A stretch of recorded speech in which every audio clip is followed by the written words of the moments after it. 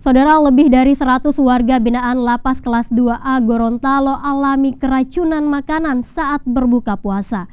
Puluhan di antaranya harus mendapatkan perawatan intensif. Dari data Lapas Gorontalo, total ada 110 warga binaan dan 5 petugas lapas yang alami keracunan setelah mengkonsumsi makanan berbuka puasa. Dari data itu, 49 warga binaan terpaksa dilarikan di 2 rumah sakit berbeda akibat alami gejala berat. Namun, secara umum kondisi mereka berangsur membaik. Keracunan makanan berbuka ini terjadi setelah pihak lapas menggelar buka puasa bersama pada Minggu kemarin.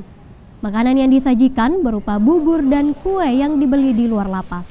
Namun, setelah mengkonsumsi makanan tersebut, warga binaan alami pusing, mual dan juga diare. Pihak Lapas Gorontalo pun masih menunggu hasil uji laboratorium dari BPOM Gorontalo untuk memastikan menu makanan yang mengandung bahan berbahaya.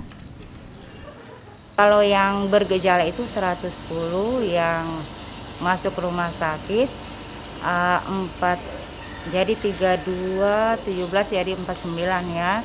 Dan tadi juga saya sudah ditelepon dokter rumah sakit bahwa akan dipulangkan karena kondisinya sudah membaik.